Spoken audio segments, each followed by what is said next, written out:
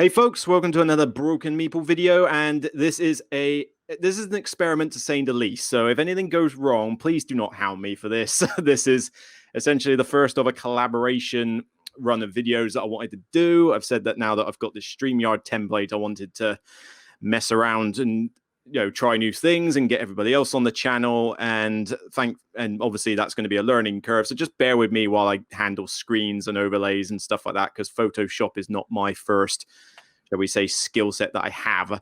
But first up, we've got Alex Radcliffe from BoardGameCo on the channel. Basically, he came to me and said, like, do you want to do something? So I was like, oh yes, thank you very much.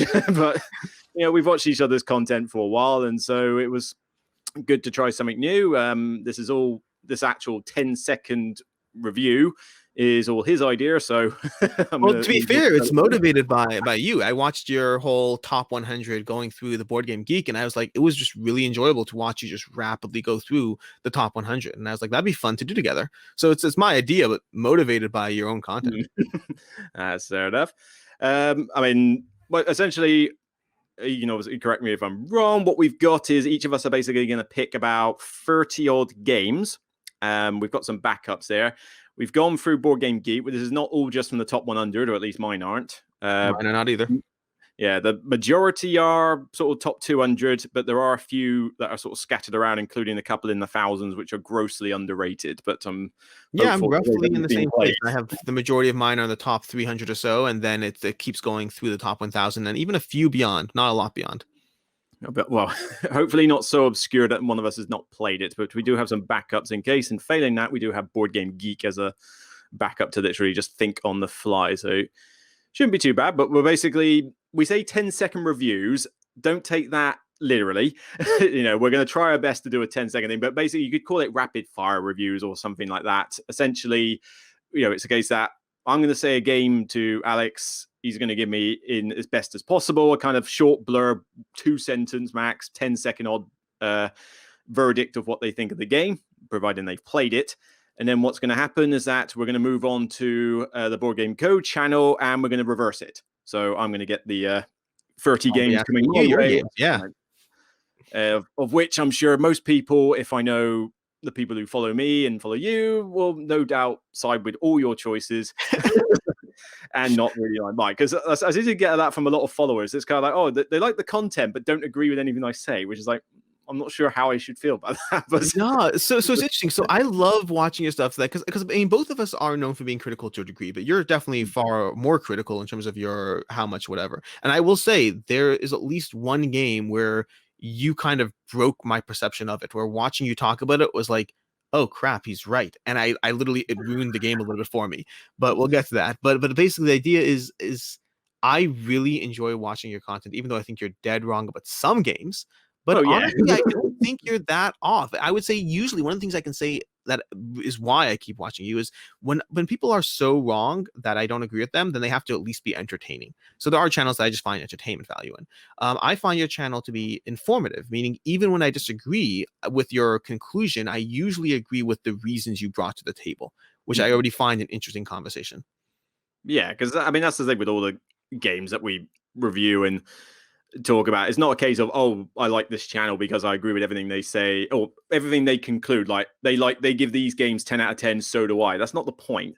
Yeah, it's the fact that everybody can say what they think of a game, speak truthfully about it, not be like hounded for it, and can easily just respect why they say it. And that's the important thing. Both of us get across why we like something. It's not just simply fact, 7 out of 10, the end.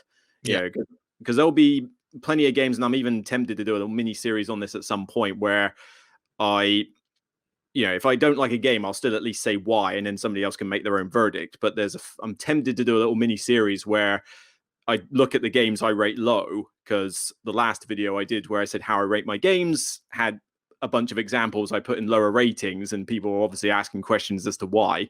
So, which is no shock there. So I might do the odd video or so, which is like 5 minutes of just saying, look, why I don't like this. And it's not going to be a case of I stand there and rant. It'll be a case of, right, these are the legit reasons why this didn't work for me. If you don't agree, great. go play it and enjoy it. I can't speak for everyone else, but I would 100% watch that. Generally, I appreciate negative content that is done well, not purely trash for the sake of trashing, but done informatively. We're going to come up first off with Abyss.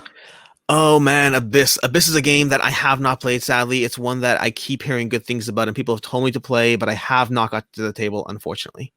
Oh, you're missing out. How can you not look at that cute little fish face? That's what I'm saying. I've heard so many good things. People keep telling me to try it. I need to get it to the table. Yeah, so that, I'm trying to think the means of noting down which ones were duds, but hopefully we'll get something like that. There we go.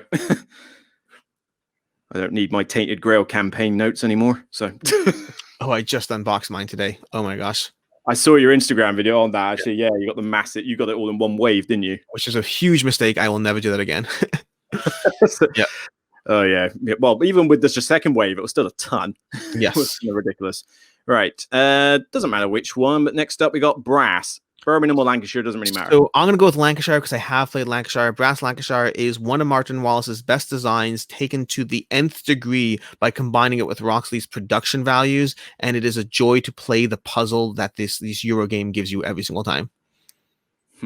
I figured it might be more of a fan. I don't mind, actually. I give it respect more than like it. So yeah, I mean, it's a solid game. My biggest thing that I really is what I said there is I find it takes it's not my favorite design for him, but it's one of my favorite designs for him, and it is one that just production quality off the chain, and I like it a lot. I need to play it more though, and I've heard Birmingham is even better. I do well, it feels like the same game really, but people will take me to town on that one. But I mean, I want this artist to work on other games. Yes, 100%. You can take something like the Industrial Revolution and make it look pretty. That's pretty impressive. So. Yeah, in the original game, if you've ever seen the original, it's one of the driest looking games that's ever existed. Oh, definitely. The 2013 one or whatever it is over there, or 2003 one, it looks horrible. It's like someone put his squares on Photoshop and said, here's a game. I normally wouldn't have even touched this game if it wasn't this good production quality, because I would have remembered my previous experience and gone, did not like it at all. But then this came out and I thought, oh, this looks like such an upgrade. I'll play it. And then it was enough to pretty much double my rating to a point where I'm like, yeah, you know what? This is okay. I just don't, I don't go mad for it, but I can respect it. It's a good one. So next up, this will settle. This will. I'm gonna get hate. Caverna's on my shelf. I have not played it. I have played Agricola. Agricola is a game that I always enjoyed but never loved. I like always games a lot. I like Le Havre. I like the Games of Liang. I like Glass Road. Caverna the Cave Farmers. I've played the 2-player version, which I enjoyed. I have not sadly played this version just because I just need to read the rulebook and get it to the table. Oh, that's a shame. I was hoping we were gonna get a good one there, but I wish. There's gonna be some of these. Then there's some games I just need to play. Yeah, I'll substitute Agricola in there though, because you've pretty much 10-second that one, so that's fine. Yeah, but I like Agricola is too restrictive for me. That was my problem with it. It's like I want to do what I like. Agricola forces you to get a bit of everything. 100% agreed.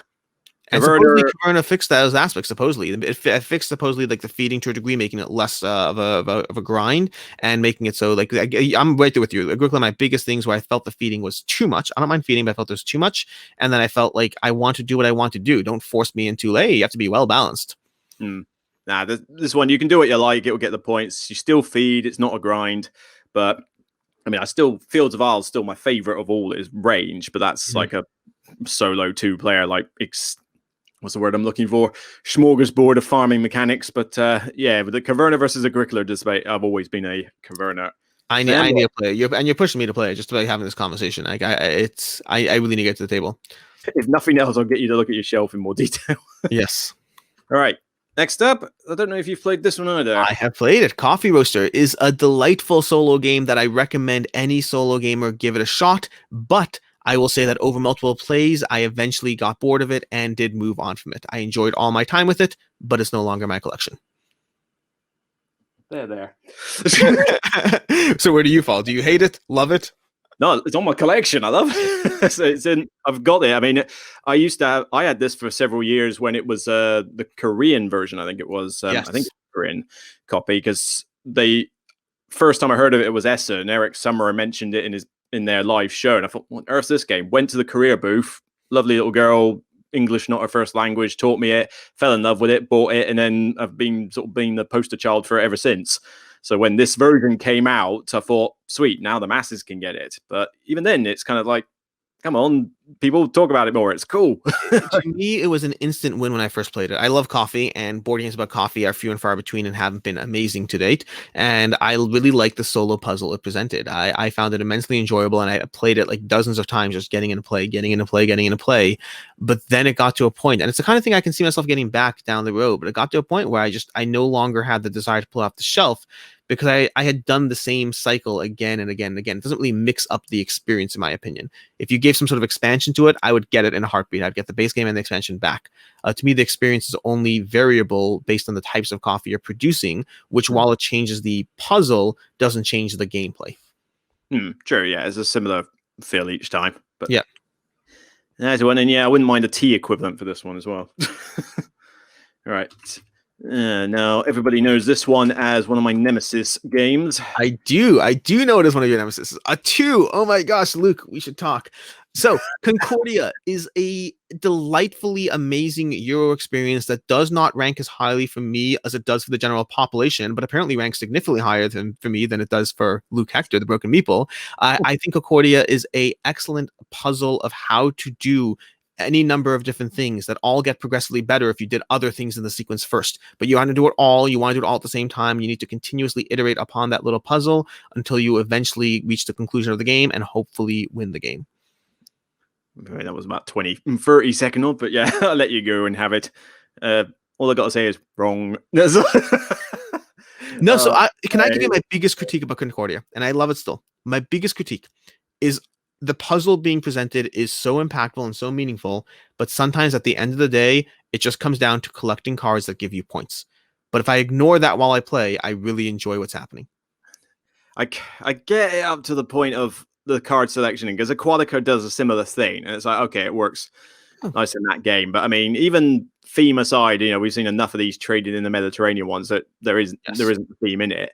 I just never found anything exciting in it. It just, every time I tried to play it, it just kept boring me, because I knew it's like, what am I doing? Right, I'll build a silk thing here, brick thing there, get these cards, and I always found that the same 2 cards won you the game multiple times. Like, they all had different scoring opportunities. But I found that sort of 2 to 3 of them weren't even worth the cardboard, and the other 2 or 3 were like, all right, these are the ones. And typically, every time I played it, I just kept aiming for those. But it is a weird one. It just, apart from looking pretty on the table, I just always get bored or frustrated with it every time I play it. I know I'm in the minority with that one. No, but like, again, I don't like it as much. Like, I put it in my top 50 games I just did, and I think it was like in my first batch, like 40 through 50. And like, even then, there were people who were like, "How dare you put it 40 through 50? It should be higher." And I'm like, "Hey, I like it. Just not believe me. You do." Me hating this game's a running joke, but how can you say I don't like it that much when it's in your top 50? That's not... No. I like it a lot, but again, I got flack for putting it in my top 50. As I said, I got flack for putting it at the top of my top 50. People are like, it should be higher. And I'm like, chill. I like it. Leave me alone. Yeah. No, I get you.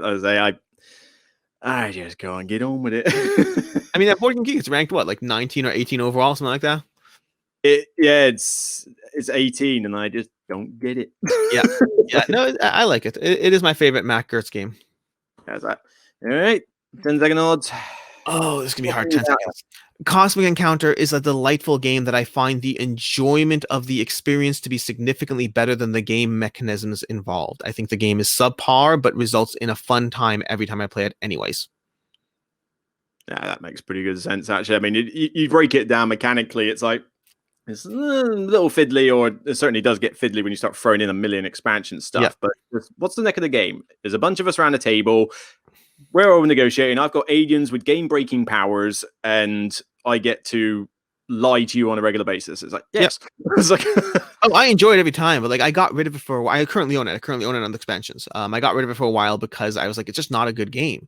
But then I missed it because I missed the fun stories we had of, remember that time I completely screwed you at the last minute? Remember that time that you blew up all my planets because that was your race ability? Remember how that time where I had to say, please, sir, as you wish? It's fun. It has this fun aspect to the game, and the races mix it up. No. But mechanically, I think it's okay at best.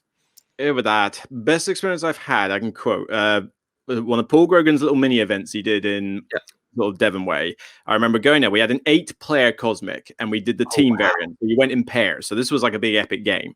So different powers, but you paired up. I paired up with some girl I'd never met before, and I think hers was something like I predict the outcome, and if it's successful, I get stuff. And it's like, all right, cool.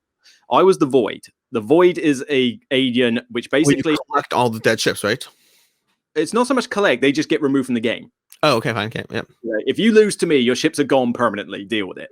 So people naturally like feared my lot, and certainly if I was in combat, it's kind of like, right, you need to predict this because this is how it's going to go down. But there was another player who had the one where they could have like 14 ships piled up on top of each other or something. I can't remember what it was. I forget who. Yeah. But they basically like their ships could like have a massive stack. Of, like, you're not limited to 4. Yeah, that was it. And so they were getting pretty like up themselves. Like, I've got this huge base. It's not going to make a difference. And I thought, right, this is the last battle we're going to do. This is for the win. Went up against that planet, 14 ships. I'm going to wipe out your entire armada or something, hopefully. And I don't remember if I lied or something like that. But then I basically flipped out a ×2 40 on him. And like, ships are just gone from the game. All these ships, and I think the next turn our pair won in the end with some other thing. But that's a great example right there. Nothing about what you just said was a mechanically sound game, but it was epic. Yeah, it's just like bye your armada, into the void it goes, nom nom.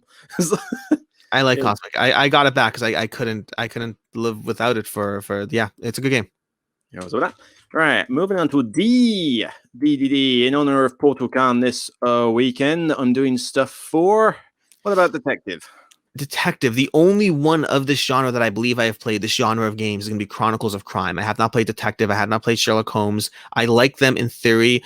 Detective turned me off initially because it sounded like it was far more writing based than story based and figuring things out. And so it's on my radar, but it's not one I played, sadly.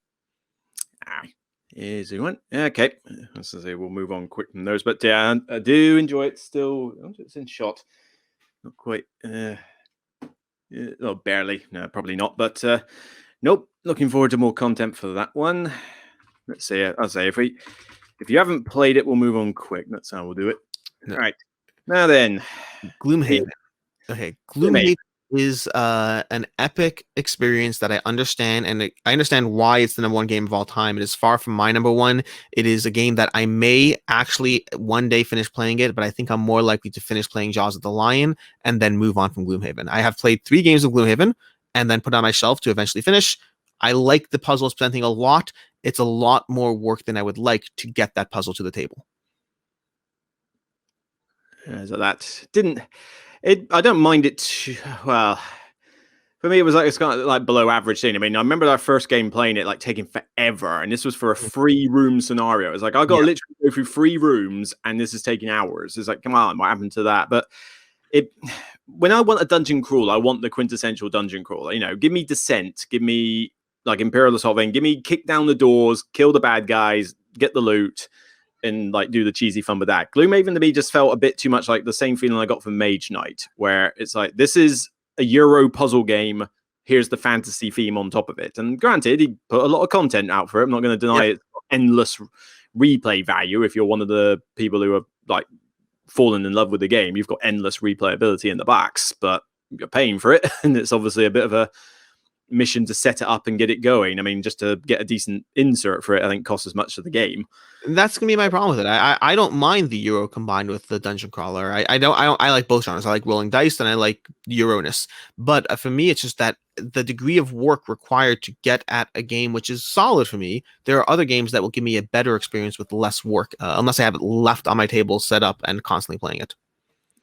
Yeah, I mean, you mentioned the #1 game. Like, you can understand why it is. I still can't myself. I mean, I can understand through. The problem is, Board Game Geek, I have to accept, is a geek website. It's not a overall clientele like we said. I'm trying to think of the best way to explain it. But, a lot of pro gamers who have done this for ages and that are into all the heavier stuff are going to fall in love with something like Gloomhaven, and some aren't.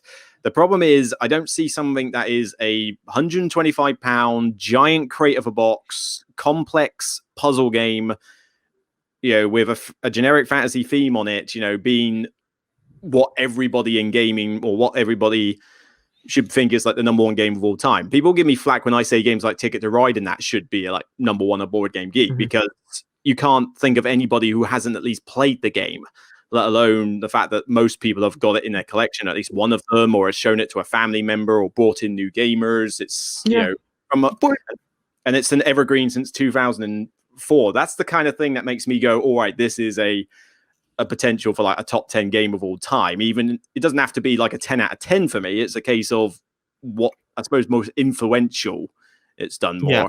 And I think there's a value to having a separate list of that, of general things that have invaded the cultural norms. But Board Game Geek is always going to be a hybrid of how good a game is and how popular. You need both of those to rank highly. The best game in the world that has 100 people who like it will not rank the highest there. And the most popular game in the world, the Catans, who've been everywhere, you have enough people who give that a 7 and it just won't be higher. You want that perfect combination of something that sweeps the world by storm, but also gets ranked 10 by a ton of people. Those are the things that make it. And Gloomhaven, I understand why it's made it. I am curious what percentage of the people who've ranked it a 10 have played more than 5 games. I would love that information. That'd be cool to me. Would be true, yeah. Love that. And then there's like, Jaws of the Line is out, which fair enough, but it's Gloomhaven just easier. It's like the exact same game. They just trimmed a lot of it out of it. But for me, it's Jaws of the Line represents the potential to get to the table. It represents, even if it's less of a game, if I get it to the table, my big problem is I just don't like pulling off that giant box, using my answer, putting everything on the table, and spending 40 minutes to prep so I can play an hour and a half long game and then putting it away. So unless I'm going to knock out 2 or 3 games, I'm not even interested in doing it. No, that makes sense. And to be fair, I've got enough games on the shelf where it's a bit like that, so it's a bit hard to talk. Okay, let's move on to L. Classic. Generic theme, not necessarily here or there, but Lords of Waterdeep. Lords of Waterdeep is an excellent game that I recommend to everyone, and I've had it in my collection, or had it past tense in my collection, from 2012 all the way through 2020. I kept it for 8 years, I played it a lot, enjoyed it a lot, and eventually moved on from because enough plays no longer had me interested in continuing to play it. Nah, can't really agree much more on that one. Yeah, it's on my shelf still. Some friends of mine are obsessed with it. I think they bought it for themselves, and they demanded before lockdown happened that I think it was a birthday treat for, was it a birthday treat or was it a moving in treat? I can't remember. We treated one of the people in the group for X reason, and the idea was that, right, lockdown's going to start soon, but before we do, Luke, you're bringing this and you're bringing the expansion along, because I think I was like one of the few that had it. Yeah. And you have to always, if you ever say anything less than this game is the best ever, you have to tell people, and yes, I played the expansion. I know, because I have played the expansion. The expansion really does add. It gave a lot, it breathed a lot of longevity into the game after I was initially getting bored with it. But then over time, it's the same system of grab a few cubes, apply them to quests, rinse and repeat till the game's over. Is it fun? Immensely so. Not many games have lasted 8 years in my collection. This is a good game that I've now moved on from. Oh, with it. Okay. I say, I admit my list has got a mix of stuff I hate and stuff like that, but yeah, sorry, I absolutely detest this game. Lorenzo Magnifico, defend it. No. I mean, I'll defend it ish. My problem with Lorenzo Il Magnifico is let's restart. Lorenzo Il Magnifico is a game that has multiple puzzles and tiers in terms of how to win the game. It is a game that is currently in my collection, but I prefer other games in this genre that, in my opinion, do it better, and I wonder whether it will stay in my collection long term. So it's kind of a little bit on the... It's good. Like, it's not in my top 50. It might be in my top 100, maybe, but even then I don't think so. It's good. It's very good. It's just the problem is I like other games that give you that, like, multiple tracks, multiple things, multiple ways of chaining things together. I like other systems more. Lorenzo is well loved, and I understand why, but for me, it's very good, and other games do it better. Multiple tracks is not an uncommon thing with Euros, but I must admit... Yeah. Yeah, I got some friends of mine who are massive fans of this, although they like a lot of the beige Euros that come out, so that's no shock. Why is it a 2 for you? 2 is like a big statement. This was a hatred one. I mean, first off, like I say, it's got no theme that I would care about anyway. Yeah, 100%. Italian Renaissance, who cares? Yeah, here's a church track just for the sake of it. The main problem with this is that you had the 4 tracks to go after, and I sometimes found that they just didn't feel balanced to me when I was playing it. I mean, this is the lesser of my reasons, but it's just you got the green, blue, purple, and yellow or something. I found that yellow was such a ball ache to try and get working right. Okay. And green and blue for me just seemed to work pretty well, and purple you kind of just bolted on. You didn't really focus on it, but yeah, so I found myself doing mostly the same thing each time. The main problem I do have with this that drives me nuts is just it's a bit like how Agricola restricts you. This one feels like you're in shackles the entire game because you have got like about 5 spots to put dice in or something. Like there's so few spots, so you don't even have that many options in a turn, not even that many turns. But then unless you get the first spot on the round, you're pretty much nerfing your dice every time you put it on a spot. It'll be -2, -3, which is those yellow cards are a nightmare because you put those in minuses and you're just not producing a thing with them. But every sort of round, I don't feel like I'm achieving anything. I feel like I've got my die. It's random what turns up, but it applies to everybody. But then because I didn't go first in the round, I'm left with spaces that basically say my die is worth nothing. Yeah. So I hear you. I mean, I think one of the reasons I didn't like it's interesting. I played it like 3-4 times in a row around a year ago. And then since then, I just every time I want to pull it off the shelf, I end up grabbing something else off the shelf, which is why I frequently look at it and wonder whether it'll be in one of my monthly purges. But yeah, I the thing is that the part that I remember, the part that I liked is the concept of I like abilities. I like things, the concept of saying, hey, look, I got this card that escalated what I can do. So while initially that tense punishment is there, I remember the later half of the game feeling rewarding as you combo things up. But yeah, I have not felt the desire to pull it off the shelf. I kind of want to now, just so I can establish whether I'm going to keep it or get rid of it. Well, this was actually probably more of a shock because I actually expected, even though I didn't care about the theme in that, I thought I probably will like it because I do like that card combo theme. But I had reservations because I know, was it Simone Luciani? I don't think has made a game that I've gone mad for in the past. I think there's previous. I think did he do Grand Austria Hotel? I believe so. I believe it was Grand Austria Hotel, Coimbra, and Lorenzo, all by the same trio. There's some overlap. I think there were some different names, so I'm not 100% certain. Yeah, Grand Austria Hotel was probably the one I liked most out of his stuff, but it wasn't necessarily one that I went, goo goo gaffer anyway, because it was kind of like if I don't play it 2 players, then it's just far too long. But out of all the stuff that he designed, that was like, okay, Grand Austria. Then I got introduced to Lorenzo. I think that was next. Correct me if I'm wrong. But, couldn't stand it. Too restrictive. Tried Marco Polo. Didn't enjoy that one either. Likewise. That was way too restrictive. I want to try number 2, which I've heard loosens things up. Yeah, I've not tried the 2 one. And then I tried Barrage last year. Hated that one as well. So it's just like... That one's on my shelf unplayed. So it's just like, oh, great. You're not doing a great track record apart from Zolkin, which I didn't realize you were... Oh, you must have shared that one with Tassini. So, yeah. So, I mean, okay, I'll give Zolkin a pass. Zolkin's pretty cool. But I don't mind a game like forcing me to make efficient decisions in that, but if it's constantly going to basically pull me down in chains, I don't disagree. That's how I felt about Voyages of Marco Polo, and there'll be a million people who say, "But it's so good, and you can do so much." Ultimately, what it comes down to is our own perception of our experience, whether a game was a struggle or feeling powerful. I want a game to make me feel like I did so much, not like I barely achieved anything. Yeah, yep. There's 8 people are already going to raise their pitchforks for that one. Right, let's move on to an LCG. One of my favorites. Not my favorite of the lot, but curious whether you've played any LCGs yourself. Marvel Champions is my favorite. I don't believe it's the best, but it's my favorite LCG. Marvel Champions it takes characters I love from the general Marvel universe, provides a puzzle of an experience in which cards to play to level up your character, to augment, to upgrade, to tier up, and does all that in a game that I generally recommend solo and am willing to play 2 players, and that's about where it caps out. Does seem that way for me, actually. I mean, 2-handed solo I've enjoyed doing. I tend to play it solo. I have played team mode before and I do enjoy it, but I mean, this is creeping up. It was currently my 3rd. I mean, when I say it's my 3rd favorite LCG, it's still a top 20 game. So nice. I absolutely love it. I just played Doctor Strange and Black Widow for the first time yesterday. Oh, they're pretty sweet. Yeah, Doctor Strange and his invocations are amazingly fun.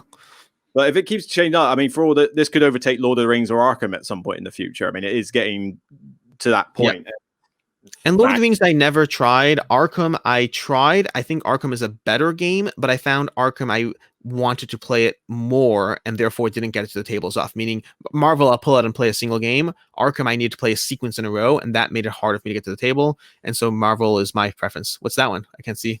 Wasp. Oh, nice. She's the Very newest cool. pack. Nice. So, I don't have it. Yeah. I think she just came out like a few days ago here or something. I've yet to play. I'm hoping maybe I'll get time tonight, if not tomorrow evening, to I love have this a game. go there. She's another one of these fold out ones like Ant-Man. Yeah. Oh, interesting. Nice. So where you've got the tiny and giant hero form paired up with aggression. I mean, she looks like she'll hit like a ton of bricks. So I'm the next game I'm going to play is testing her out with Ant-Man in a two-handed solo, and that should be I will say keep your eyes peeled for Primal. Primal to me delivers a very similar feel in terms of management of your hand, cards paying for other cards. Very different games, but gives me a similar feel in terms of I love both Marvel and Primal, both solid games. Right, I was going to say, when you said Primal, I thought, like, is that a card I haven't seen? No, Primal The Awakening, the new, it's on Kickstarter tomorrow or next day, whenever it is. Sure. I have to make a note of that one. Have a look. Oogity. All right. Let's see. Very popular with my friends. Curious for something that is generally a campaign game. Have you tried out Near and Far? Most Red Raven games I have sadly not played. They haven't captured me.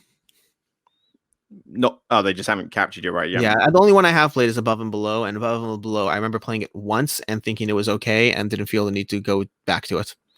No, I'd agree with that one. Above and Below, this is basically the sequel to it, and Above and Below doesn't compare to Near and Interesting. That's worth a note. Well, it takes that concept of, right, here's my adventure booklet, go out on a few quests, and here's the Euro side in that. But rather than the Euro side in average, which felt sort of tacked on, this one just feels better merged, because the Euro side is getting your group together. Like, here's my people, here's their abilities, here's some equipment and items and magic stuff and that. But then going out onto the map for little quests and doing the story elements was interweaved with it, because you obviously had to prep for the stuff, then go out, and then once you ran out of stuff or whatever, you then came back and sort of rinse, repeat, and go out again. And it just, whether it was in campaign mode or arcade mode, because you don't have to play a campaign, you can just do these one-off things as well. This one I did really enjoy, because it just felt so nice and smooth, not to mention being Ryan Lockett, anything he touches with a paintbrush looks gorgeous. And my friends who like Lords of Waterdeep fell in love with this one as well, so much so that I'm a little bit torn about Sleeping Gods when that comes out, because that's due any day now. And the original plan was, right, we're not doing campaign games anymore, because I barely get a chance to meet up with them. Yes. Like taking far too long. But this is the one campaign we will do, because we're obsessed with Near and Far. The problem is, if lockdown carries on much longer, I need to get it played. So I'm thinking that I might have to actually play it solo just to get it played and reviewed and stuff like that, and then just say to the others, look, I know how this story kind of goes, I'm going to get up though, and we're going to play a 4-player as we planned. It's just, I don't think I can hang on to it for 3-4 months down the line waiting to play it. It just Sleeping Gods is very much on my radar to give it a shot. I got Near and Far as well, by the way. Near and Far I frequently looked at and debated, because I keep hearing rave things about it. I sadly never, Above and Below was my only experience, and it just didn't inspire me to push for the rest, even though it's well rated. Although not my favorite by him, although I didn't put it on the list. Was it the Empires of the Void 2? Definitely my favorite from him. That's the move over, all you big space games like Eclipse and that. Empires. Oh man, I'm glad you're asking me about this one. So yes, because this is the criminal. This is ranked 2036, and I mean, technically there's 2 of them, so it's a bit hard to compare ratings. But this is criminally underrated. Go. So On the Underground is going to be possibly the first gamers game I played before I got into board gaming. I played the original. I have not played the new one yet. On the Underground is a tactical puzzle that is the game Ticket to Ride should always have been. It provides you that little puzzle of how to move around the board, but it feels far more tactical and strategic than Ticket Ride ever did. You're playing things down, you're trying to figure out how to optimize your route by giving people the quickest and fastest pathway to get to where they need to be. It is possibly my favorite travel consumers game, and I need to get my hands on the newest edition. Oh, definitely. I mean, interesting point about what Ticket to Ride should have been. I mean, I'll take it back. Ticket to Ride has an accessibility that has made it so good. On the Underground is more strategic. To me, it's what Ticket to Ride should have been for me on my level. Yeah. Ticket to Ride I still love. I mean, I've got like pretty much every set in the other room. Like I say, my dad, that was the one game that he really latched onto instantly. But Ticket to Ride's its own thing. I'm happy with that. On the Underground, it's basically got Ticket to Ride level rules, but then it has that extra depth. But I mean, I fell in love with this one. I only heard it from Tom Vassell talk about it all the time. Everyone used to give him grief on the channel for it. You know, it's really solid. I played this because my father's British, by the way. My father's British, and he picked this up a long time ago because I was born in Canada, living in Canada, and he saw this somewhere, and he's like, "Oh, let me get this board game that like has a British background to it." And we brought it home, and we just played the original for years. It was a solid game. This is before I played this game before I played Catan. Like it was one of my first board games before I was into board games, and it's really solid. Instantly fell in love with it. I won't play it above 3 players, I admit, unless they know the game well. I do admit that it still has that problem of too many players, too chaotic, too long. Yeah. But 3 or less, and I'm loving it. And tip for everybody out there, if you get the solo expansion, I think you can get it from Ludi Creations Direct. Maybe you'll find it at a convention in the future or something, but it's like 10 quid, if that. Mini expansion, I think David Turksley had a fair in it. And I've even done a solo playthrough on my channel for it. I played through it, and it's just such a good solo mode. That's good to know. You've got 2 routes pre-set up from a deck of cards. You shuffle them and deal out 2, and they've already got their lines. They're the actual lines from real life, and they start off the AI-ish starts on a certain number of points based on what routes come out. And the idea is that you play as normal, except the guy moves twice instead of once. Okay. The opponent doesn't get a turn. They've already got their routes. But what you're trying to do is you've got to overtake their point marker before the game ends. Okay. So you're kind of against the clock to try and do it. But because they've got their routes already made up, you've got to build around those routes and try and nick the passenger as often as you can while doing all the other bits. It sounds interesting. Yeah. It's all good, but just 2,000. I'm appalled that. No, it really doesn't. And it might just be because it's an older game. And so when you get a reprint of an older game, it's always a mixed bag how it plays out. It's a solid game. It does not get love. It does not get talked about, but I was happy to see it reprinted. And I don't actually own it, by the way. I played the original and my family has it. And then when I saw the reprint, I've had it on my list to get back. I just haven't done it yet. Yeah, I tried it. A side note off the side of pick it up to get a hands on it. I did try it out with a couple of family members, and they didn't. I mean, one who's not a gamer sort of didn't like it at all, and the other one kind of struggled. And it was just like, it's weird. I mean, it proves it's got a lot of depth. You know, it was confusing them, but I don't know. You kind of just love it or you hate it. But it's such a shame because I fell in love with it. I mean, what did I rank it? 9? Yeah, like 9 out of 10. It would be a 10 if it was better with 4 or 5 players. That's literally the only reason it falls to a 9, because I've got to restrict my player count. All right, this one I'm interested to know. Parks. I believe, by the way, Parks is our very first crossover from the list that I was going to ask, so we can talk about it here. Parks is one of my... Let me try again. Parks is a delightful game that provides an accessible experience that is easy to teach and will appeal to many, both gamer and non-gamer alike. But behind that exterior is a level of depth and cutthroatness that I love. It involves blocking and strategizing and getting what you need, getting in each other's ways, and I love the puzzle and cutthroat nature of this game. For one, I found it average at the end. I didn't hate it. I didn't. I've got a friend who likes it a lot, and I do got to give credit. I mean, I want this art in other games. I'd have these cards on my wall.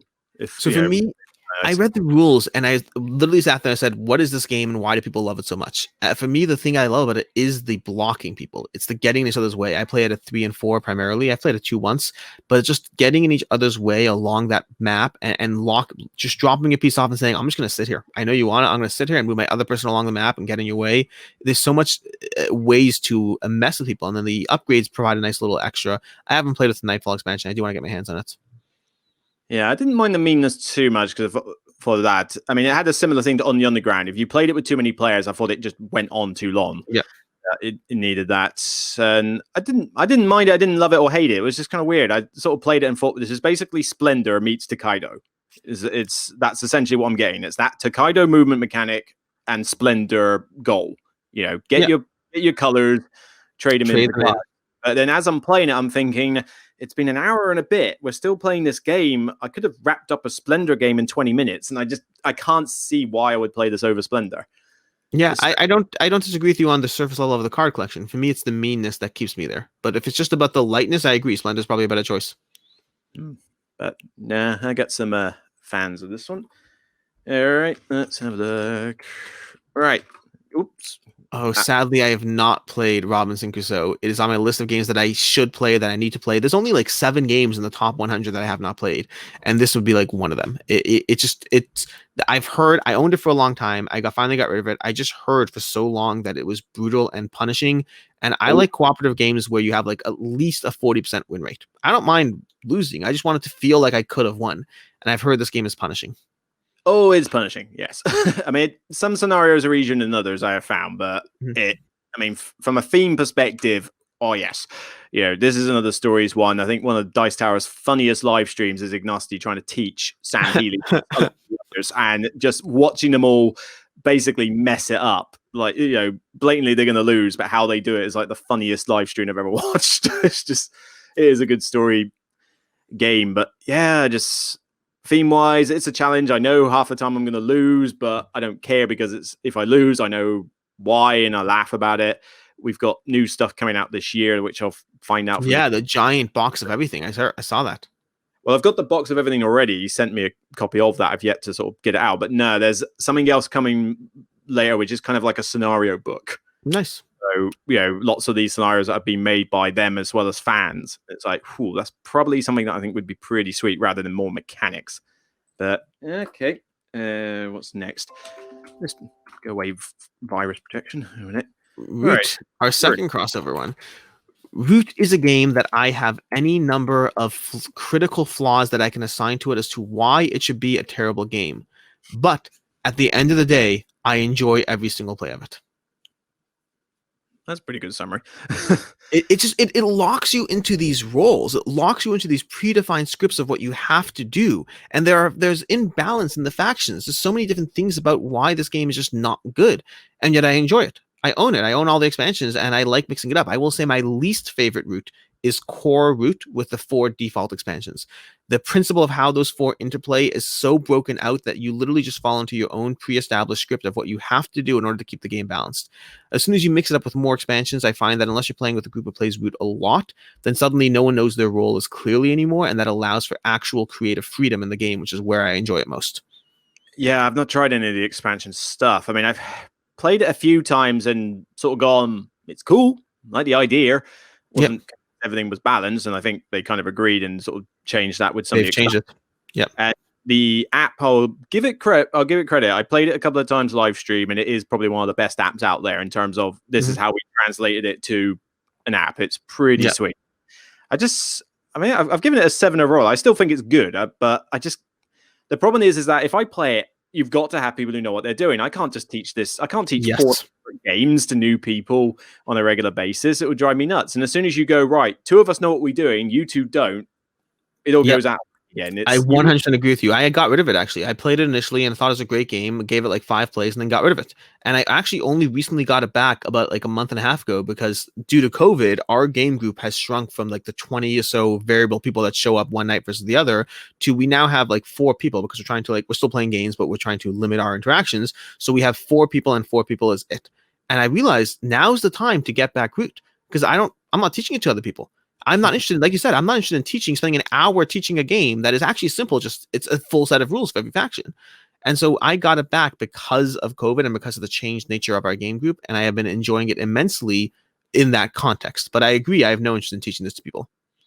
Yeah, it was a bit of a mission trying to learn 4 on the app, I must admit. And I would never say that I'm any good at this. But as I give it respect, it's just like it's practicality reasons is why I would never 100% agree.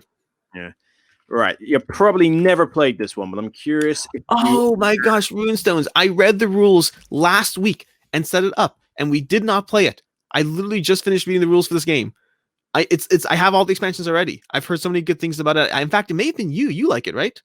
Oh, 8 out of 10. Yeah, I think you may have been the clincher for me that why I got it. I remember it's always on my radar. In general, games that Rudiger Dorn I like as in general. I like the artwork of the game. The game pulled me and it seemed simple and deep at the same time, which is a thing I like.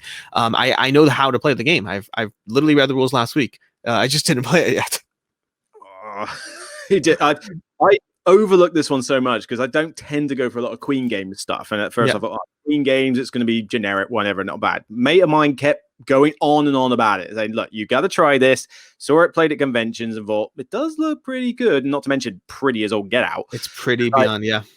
And I think it was just the fact that I love deck builders. It's a pure deck builder. Fine, let's give it a try.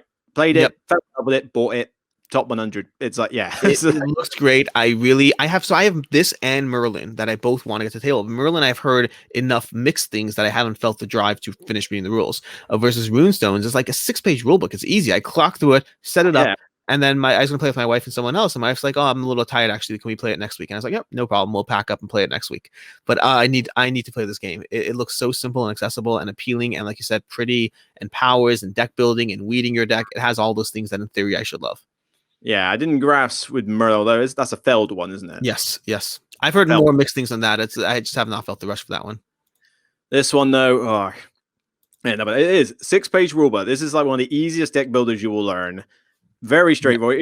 Yeah. You got your free actions. You're trading them in for these things. Set collection, get the bonuses. But the choice between playing 2 cards in your hand and deciding the value, determining which one goes out of your deck permanently and the other one comes back, is such a cool but simple decision. And it's still multi-use because those top little mana bits there are buying other cards. So you've got to decide, do I want the card for that or do I want the card for the ability? And then you've got the power-up Rune Stones themselves. If I trade in the set, I get a power. Do I trade in a big set for points and not get many powers? Or do I trade in lots of little sets and get all the powers in the game? It just worked. It surprised me. It's a big hidden gem, but most people I know have not played it. No, I need to play it. Yeah, and maybe I guess if it's not getting enough buzz, maybe I'll do a review of it once I play it. Like it looks cool. It looks cool. I don't think I did a review of it, actually. I think I need to do a review. I know you've talked about it because I remember you were like, I think you might have been the clinch as to why I got it in the end. I talked about it a lot because it's been on top 100 or like top 10 deck builders and stuff like that, but I never did a full review of it because I got it quite late. But it's been a while since I've done one of those why so-and-so went up in rating or something videos. So I suppose if I'm going to do ones that why I don't like this, I might have to do this one as a why I like this one and get it more love. All right. Got to move on a bit quicker. Scythe. Scythe is a game that I believe... Scythe is a game that has enough interweaving mechanisms that I understand why it has the rating that it does. I find it dry, uninteresting, and I've tried playing it again and again. I would reluctantly be willing to play it, but it's not my cup of tea. You love it, don't you? You love it. You're reaching for it. I don't want to drag it out because it's the big legendary box. It's a little bit heavy. Nice. Shelf underneath a couple of other games in there, but man, I understand why. I'm the one out. You're this is where I get the hate and people like you. Scythe is well rated. It's well respected. I feel like the entire game I'm playing a fighting game that has no fighting, and I know that that's the point, but it just I don't like that. Saying it's not meant to be fighting. It's just you're right. I mean, I get why people wouldn't like it. I'm not sort of saying, oh, what's wrong with you? But this is one of those games that's like, oh, it's very popular, it's high ranked, therefore it's going to have its lovers and haters, just like Gloomhaven and all the rest and various other ones. But whenever it was kind of like, oh, a lot of people were on the Terraforming Mars bandwagon, I was on the Scythe bandwagon, and some of them just were. This one, every time I've got friends who enjoy it and own it. So we've got expansions, we've got the modules, and now we can play whatever faction combination we like and try something new, but it's just how smooth it runs. I would not turn it down. I every time I've played it, it's been fine. I've enjoyed it. It's something about it doesn't pull me into the degree that games in this genre usually need to. It's kind of like, it feels like an epic game in the sense of big board. There's a lot of options. Here's everything going on, but it feels elegant enough that it's not necessarily a big grandiose game. It's kind of weird. I remember 7 of us friends at a convention all knew how to play Scythe well. We pulled it out, all 7 factions, and we got through it in 90 minutes because we all knew what we were doing. We could start a turn while someone else was finishing up theirs. No going to fall out of sync. And it's like, I've never played such an efficiently run game in my life. And there's a lot of things that it does well. I love the variable ways of different. You have all these objectives to score points, and you can do this, or you can do that, you can do this. I love that aspect to it. I like the general economy of the game. I think my biggest things were I didn't like how war is present but not there, which again is a selling point. I recognize that. And then I didn't like how the faction. The individual factions you got, I felt they pre-scripted the game you had due to which faction was efficient at what. Like each faction is slightly better, and I didn't like being pushed down a direction. There's an element of that. I mean, the faction will probably drive you down one direction, but then the subsequent board you have will influence whether that's a good idea or not. some of the expansion stuff does help a little bit with that, but yeah, it's valid points. Right, I think people would have my head if I didn't put this on the list. Oh, you love this game. Sentinels of the Multiverse. Yeah, people would have my head if I didn't ask one.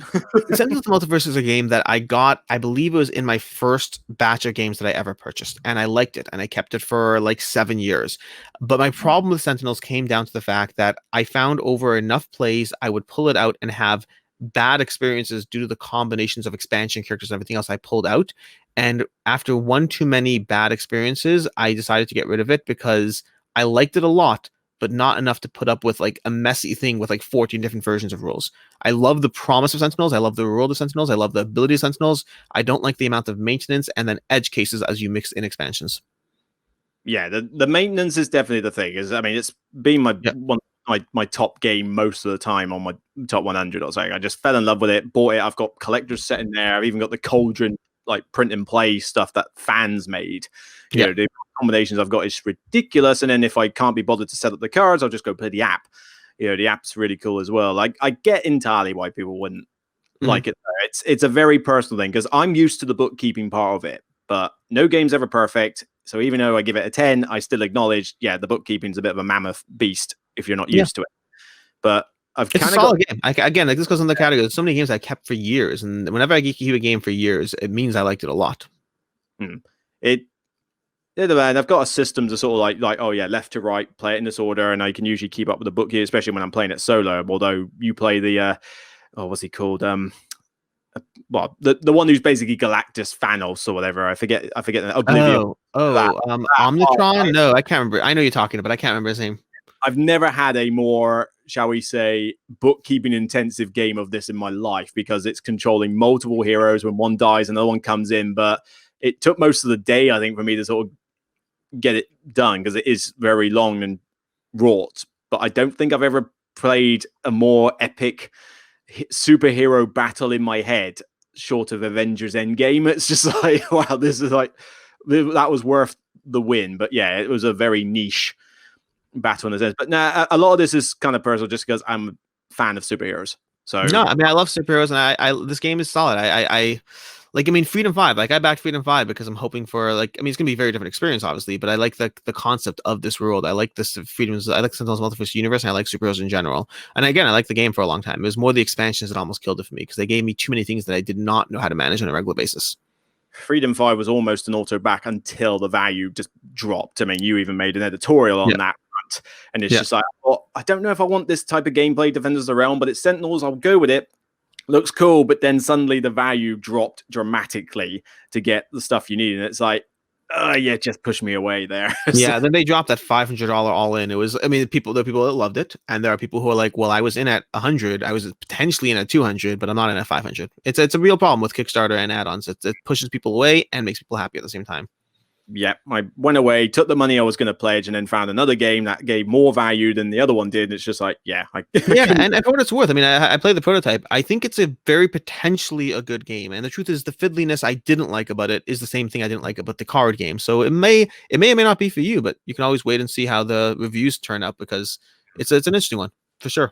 The game might be cool, but I'm just happy to wait for a retail and go with it. Yeah. All right, nice and quick and easy. Sushi Go Party. Sushi Go is a delightfully little drafting game that I do enjoy while not enjoying it quite as much as I think most people do. I own Sushi Go Party. I enjoy playing the various combinations. For me, it's something about it is a little bit too scripted in the way certain things just get picked as sets that I think I need to play at a higher player counts, really. I think I've only played this with like 3 players at max. I need to play this game at higher player counts and see how it plays out. I quite like it with low player counts. I've not noticed the scripting thing. Well, apart from how certain players might play, not necessarily the cards. I know what my dad loves to get. I know what my mum loves to get. But yeah, this one just sang with the entire family. Like they went with it. They took a little bit for them to understand certain cards and that because this was like their first drafting game. But now they always at least request it. And even my brother's fiance fell in love with it as well. Just told me like, where can I get a copy? Bought them one for essentially as a gift or whatever. They've played it now with their kids. They then asked me, "Can you get me another 3 copies for friends I want to give it to?" It's like, Jesus. It's like No, more it's than a solid game. I played the original and then I bumped it up to the Sushi Go Party because I want more variability. I just need to play it more. I think it's. And I don't know if I've actually played the party more than a few times. It might be the original. I feel is more scripted because they have the exact same stuff. But I enjoy it. It's a good draft. I like drafting's my favorite game mechanic, and Sushi Go is potentially one of the better introductory drafting games for many people. Yeah, it's if I've got to go like a top 10 games I will bring to a teaching event or something, it's like Sushi Go Party. Yeah, for sure. All right, I think you've played this one. Oh, this is the game that you opened my eyes to the flaw of it. So Seventh Continent. Or worse. The Seventh Continent is a game that I still love, but I love less. I like Seventh Continent. I like you changed your rating there. Seventh. I did originally say 7. I think if I thought about it now, I'm probably more 6. But yeah, The Seventh Continent is a game that I recommend many people try. I think it's a unique game in this world of board games we have. It provides a very different experience, and I think that does a lot of things immensely well. The thing that you opened my eyes to that was a bit of a glass shattering moment for me was you said it's basically just file keeping of just file, file, file, file, file, file, and I was like, oh crap, he's right. Like 80%, not 80%, 30% of my game time is spent pulling cards from the folders, and then a good half an hour after each session is spent putting them back. And that's a lot of work for a game that, while very innovative, is only innovative even in its first play and not 15 plays later. I think Seventh Continent is excellent. I do have Seventh Citadel coming. I still like it. You dropped my rating for it, not my desire to keep it. But it is, I got rid of Seventh Continent actually because I think Seventh Citadel does it better, although it will still have the exact same problem that Seventh Continent does. So great game. You're completely right about the bookkeeping aspect of it, but I still enjoy the premise of it. That was significantly longer than 10 seconds. I think I called it filing cabinet game. It was yes. You're right.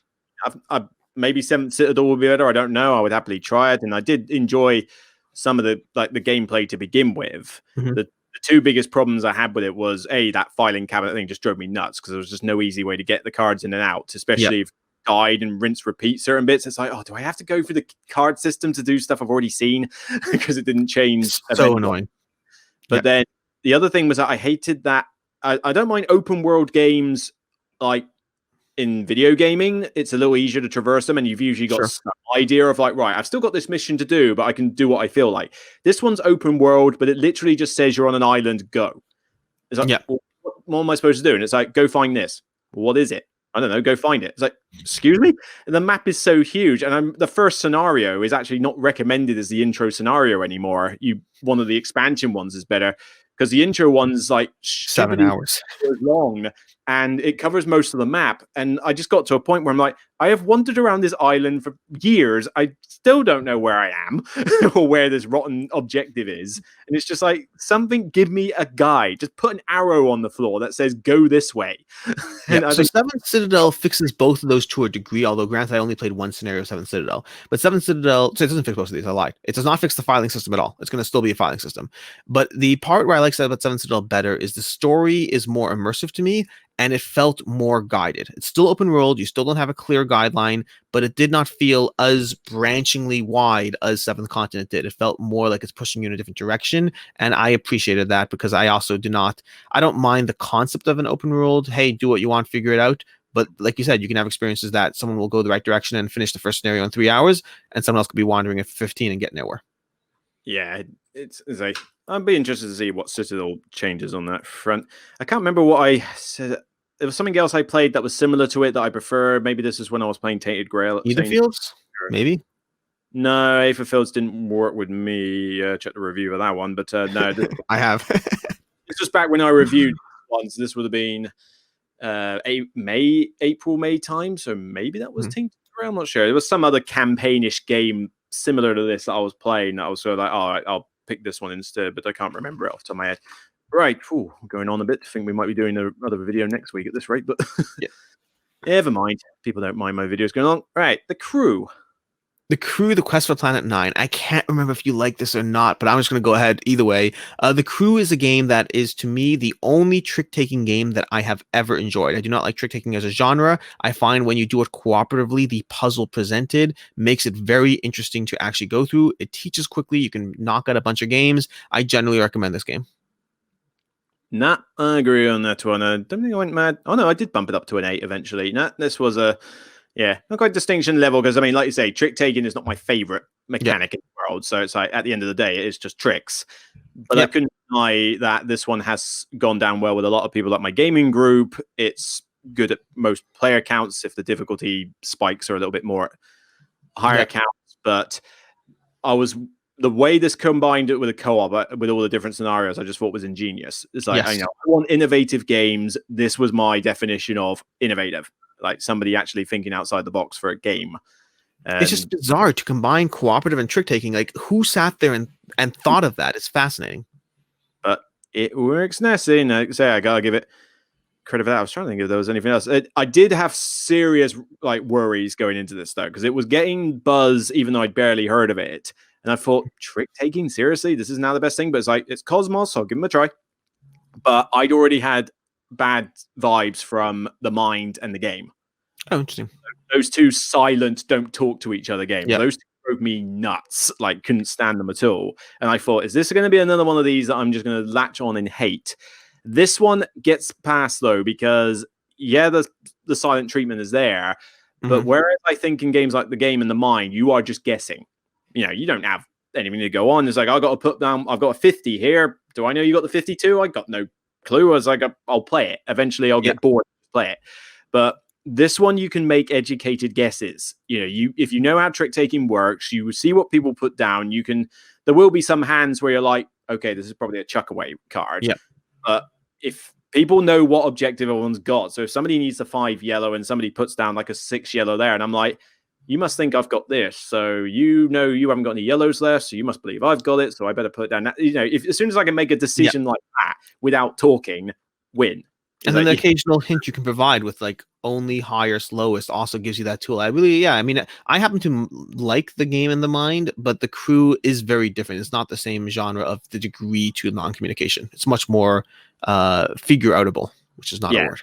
Yeah, this was the non-communication on the level of Hanabi, which was another one I used. Got tired of now, but still, I don't think I've got it anymore. I'm not sure if it's in the collection. I don't have it anymore. I played it back in the day, but I moved on from that one a while ago. Yeah, I think I played it to death, and then now a friend of mine literally plays nothing but it, and I'm just like, you know what? I'm kind of bored now. So I got to play something else, but I still got fond memories because that was innovative, definitely worthy of a spiel, and I remember an old girlfriend was not into games at all, but she liked Anabi, so we played that camping trips, 2-player all the time or something. It's kind of like, if this is the only game that works on you, then fine. It's staying in the collection. Alrighty. Crew. Right. I don't know if you will have ever played this one. Big tenor. 10. The Pursuit of Happiness is a game that I played one time. I liked it. I would not turn it down. I moved on from it. And I can't remember exactly what it was that I did or didn't like about it. I like the principle of the life building. It's something I've seen in a game like CV I also like but don't own. But I like the life building in this game. I like the decisions and there's different things that reminisce of real life. You go on a camping trip. You read a book. You acquire a car. All those aspects of the game I enjoy. Ultimately, the game did not mechanically sing to me. I played it once. I thoroughly enjoyed my play. And I was like, I just don't feel the need to play it again. Yeah, this is one I keep trying to sell to a few people, but I mean, this was one of the first things I remember playing. My first Essen trip, this was just released, and never heard of it, just latched onto it, and I thought, okay, so this is the Game of Life Euro Edition. And I've got memories of that as a kid. So people love this. I mean, when the Kickstarter showed up, I remember hearing a dozen people talking about it, like just raving about it. Yeah, because it's got a fan base, and I went mad for it. And Artipia got in contact with me and said, like, can you do your solo play or do a of it? Well, that was the 2 videos I did. One was the solo play of playing with expansions because people didn't know what the expansions were like. But the other one was the video I did where I basically went through all the content and said, this is what it is and whether I liked it or not, because I don't like everything that's being released for it. How is this solo? I enjoy it. You've got to... You still play it as normal. The cards do what you like. You've got to get at least 50 points, 60 if it's with an expansion included, so you can tailor it how you like. But on top of getting the points, you also the life goals or whatever they are, the ones that you can get points for in multiplayer. You've got a solo condition at the bottom, and you've got to meet all of those as well as get the points. So it's not simply a point time trial thing, which I'm usually not a fan of. It's the fact that, right, I got to get 50 points, but then I also need to have a level 3 job. I need to have raised a family, and I need to have done so many items or whatever. And it's like, you've got to tailor yourself to that, but you still get the freedom of what to do. Here's all your cards and stuff like that. I mean, I found it worked quite well as a nice little game just to say, what's my life look like today? So there are a handful of games that are in this type of genre where I didn't keep them competitively, but then got them back to play solo and enjoyed the being able to lay it on the table and puzzle through it. I actually just added this to my sidebar of games to look into more to potentially get it back for solo. Like I said, I enjoyed it. It wasn't a bad game. I didn't feel the need to keep it, and competitive play is generally more competitive with my time versus being able to pop it on the table and play it for like 60 minutes, 90 minutes. That's more intriguing to me. You could do that with the base game pretty easily. It gets a bit longer with the expansions, but that's just down to more content. But it was simple, it was elegant, but it gave me the nostalgic feels, even though it's like, you're not actually like, what do you got there? Spiritual growth at the top, you got go-karting, getting a job as a choreographer or something. You're not literally doing those things, but you're still telling the story, and it's the story aspect. I've got a couple of friends who I've played this with who they are the most fun people to play this with because we don't care who wins this one. This is a case of how stupid is your life by the time you get to the end. And we are just laughing with each other as to what we've got, cards we've picked up, what kind of life we've left, that we just don't care what the points are by the end of it. And because we get sucked into the theme of it, like super strong. And the theme was the best part for me, hands down. Like, I really appreciated the collection, the aspect. I like managing the stress. I felt that was very well done. A lot of things with the game were really well done. Everyone cannot wait for big box more. Well, I'm not sure it really needed another expansion, but still, I'm not going to say no to it when it comes out, especially the big box, because it's kind of so packed. It's a Stronghold box that it used to be in, and Stronghold had the stupid thing with the thin boxes, which can't hold anything. So it's always a bit of a pain. Right, well, let's go off nice, cheery colorfulness and go on to really gritty, dark. This is a game that's going to fall in the same exact category as Robinson Crusoe for me. I'm supremely interested in the game, and yet I just heard so many things about how punishing it is, and that's not my genre. Games that make me feel like I have to struggle to survive. I'm like, I can go back to real life for that. I don't need the board game to make me do that. So I'm intrigued. I like Awakened Realms. I like most of the games. I'm intrigued by the story of this War of Mine. I just don't want to play a game that people constantly refer to as a punishing grind. I wouldn't call it necessarily a grind, but it's definitely punishing. I mean, there's not worse. Grind. I'll take it back. Grind, I added. Punishing. Yeah, it's definitely a challenging one. I mean, the images of most people's what they've done personally, which is a bit of a shame. But I mean, this one is, I like the computer game. I haven't played a computer game in ages, but I really enjoyed that. But this one was a case of, right, so this is a co-op with a good story that can be told, theme ridiculously strong. This is probably one of the strongest thematic games ever when you're in that book of scripts. But I loved all the idea, like, I can, what am I going to build this time? Shall I get a rainwater collector? Shall I do the workshop? Because you can't do everything. You got to sort of choose where you're doing it. And it's to this. I think, as much as I've said before, like with things like Lorenzo, I don't like the challenging game, not challenging, the punishing games competitively. Or if the game is constantly punishing me where I've got to beat someone else, that doesn't work with me as well as a co-op game, which can be punishing, because I can be like, right, well, let's try and learn the game. It's not a case of, right, how do I beat so-and-so next to me? It's a case of, right, this is my objective, I'm going to do it. And I suppose, I think it also depends whether the theme is strong with it as well, because this and Robinson are survival games. So survival games shouldn't be easy, but then I find that theme just works better if it is going to be punishing, because it's kind of like, well, yeah, you've got to survive in this environment, do it. Yeah, I completely agree with you. It works better. I happen to not like survival games. I mean, I passed on Frostpunk for the same reason. I love the premise of these. I'm just not looking to survive. I'm looking to thrive. Definitely fingers crossed on Frostpunk being good, because that's another PC game I got introduced to and thought, oh, this is nice. I like the gritty stuff because I can detach myself a bit from the realism of it. It's like, yeah, okay, you're doing some gritty stuff in here, and Frostpunk, one of the first choices you get in a computer game is whether you want to put the kids to work or not. It's just like, yeah, okay, they're pretty morally ambiguous decisions, but I'm playing a game. I'm not. Yeah, I'm okay with the disconnect. I mean, I got the whole Tainted Grail, everything, and supposedly it's got a gritty. I haven't played it, but supposedly it's gritty and dark too. I'm okay with gritty and dark as long as it's not real life. Exactly. It's kind of like, I'm not gonna like round up a ton of kids in real life and put them to work. The scenario is clearly fictional, therefore run with it. All right, this should be interesting. Okay. I hope you rated it really low. Did you rate it really low? Okay. Time Stories is a game that, this is one of a handful of games that initially cemented my dislike of narrative-based games. That it took time and therapy and multiple better games for me to appreciate narrative games. Time Stories, I appreciate and value the premise it's bringing to the table, but Time Stories to me could otherwise be described as play the game, lose it, replay the game so that you can now win it now that you know what you need to know.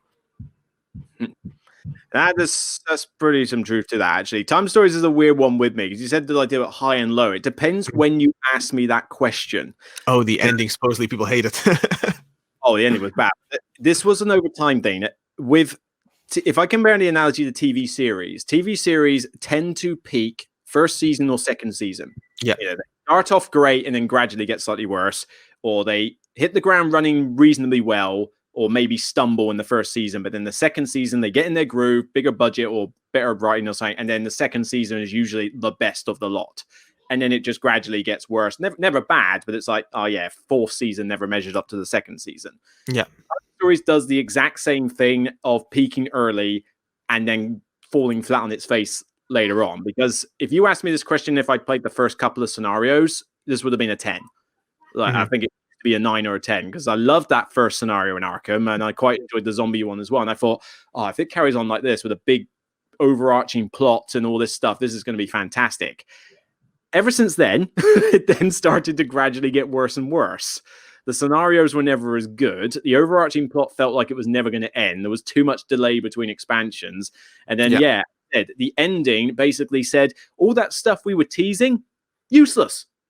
Nothing comes of it. And so-and-so's dead. Yeah, there you go. And the game ends. Oh, by the way, Buyer Revolution Hadal project or whatever. Yeah. Get lost.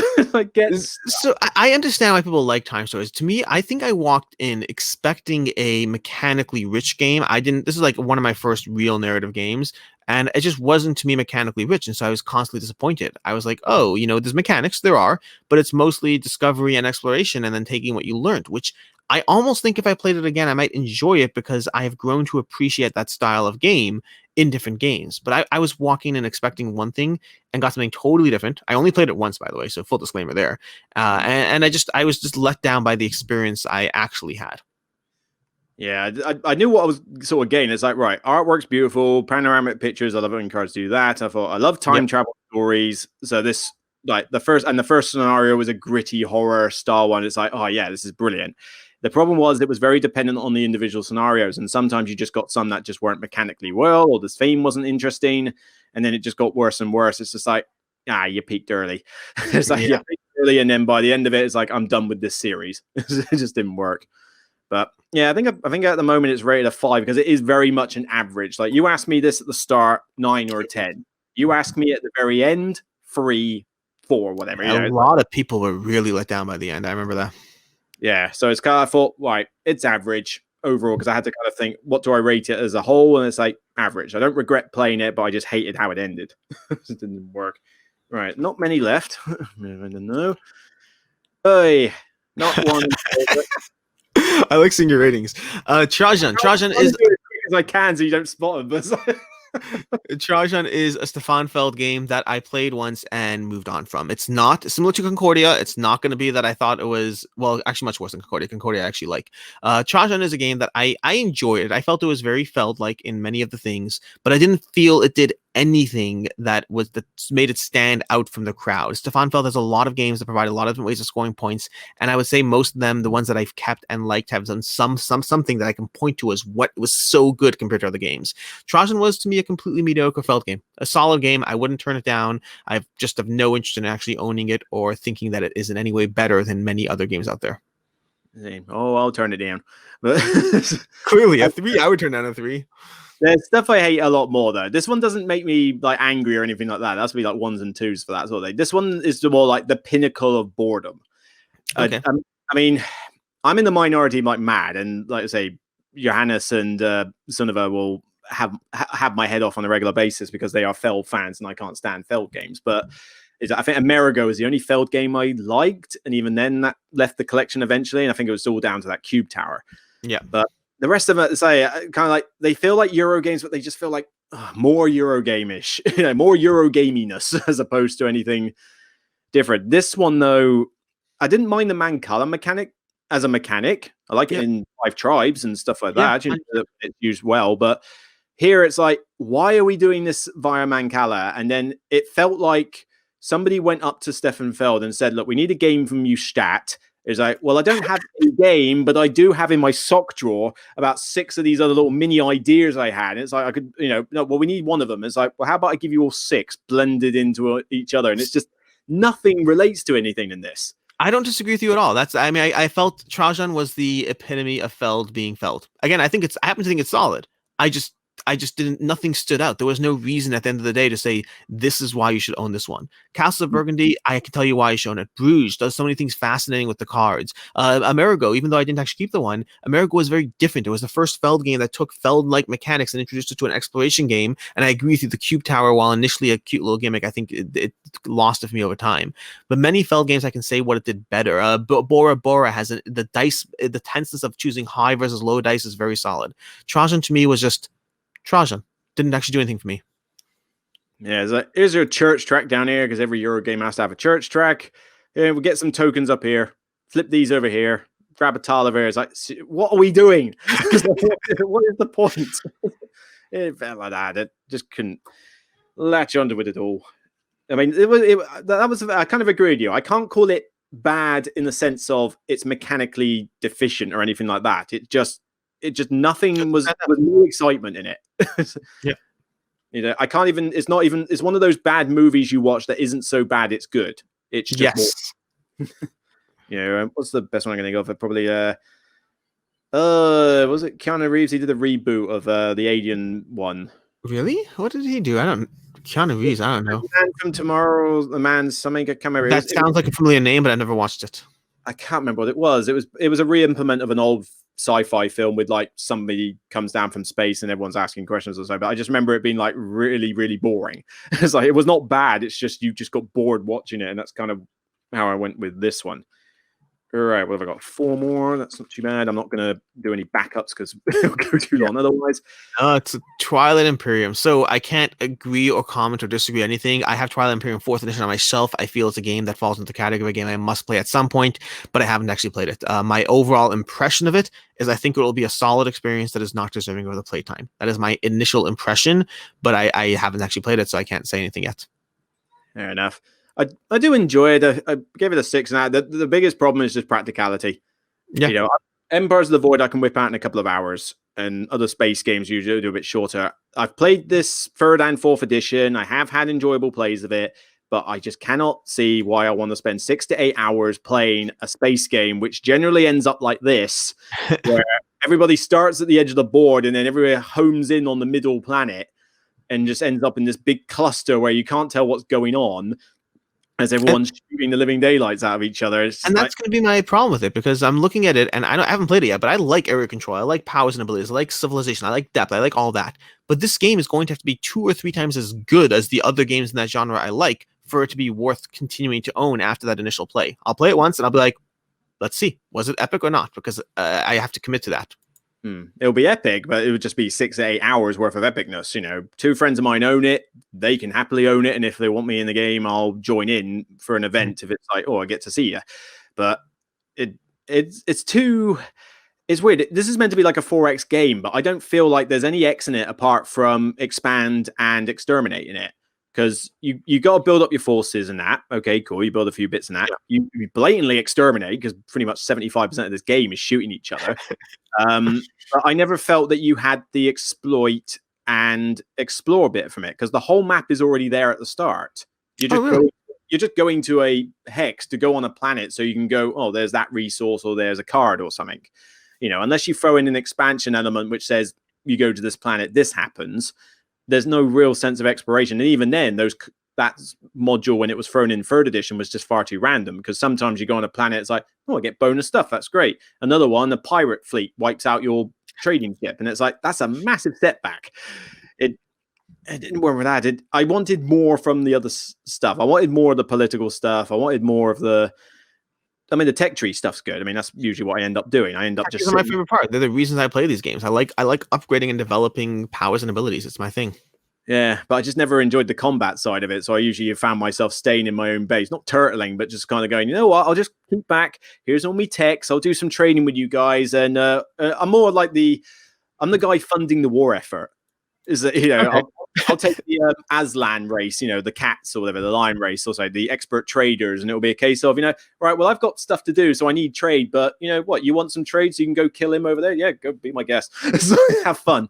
Let me know how it goes. And that's my style of play, but I just don't get into this cluster thing at the vein, especially not for 6 to 8 hours. It's just too much of a commitment. Yeah, that's my fear. We'll see. I mean, I have to play it because I have to play it, but that's about as far as I go. Not a bad game, just too practical. Oh, Luke, I like you so much right now. Vindication is a 10.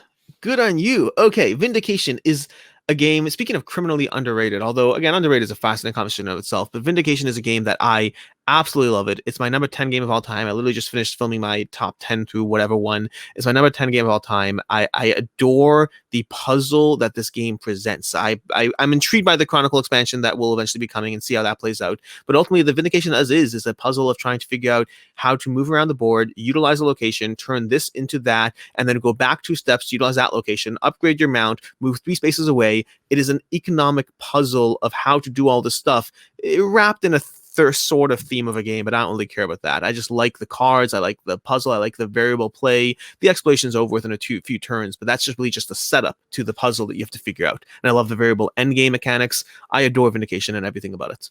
It has been adored. I didn't know I would like it this much because, I knew it wasn't going to be that thematic, although I'm still interested in what cards I pick up. I mean, I'm still sort of going, I've got my ranger guy here. I'm going to go kill a bunch of monsters. I've killed the pink slime, or I'm doing this. So I'm inserting the theme myself while I'm playing it. But yeah, I just love the variety in this game.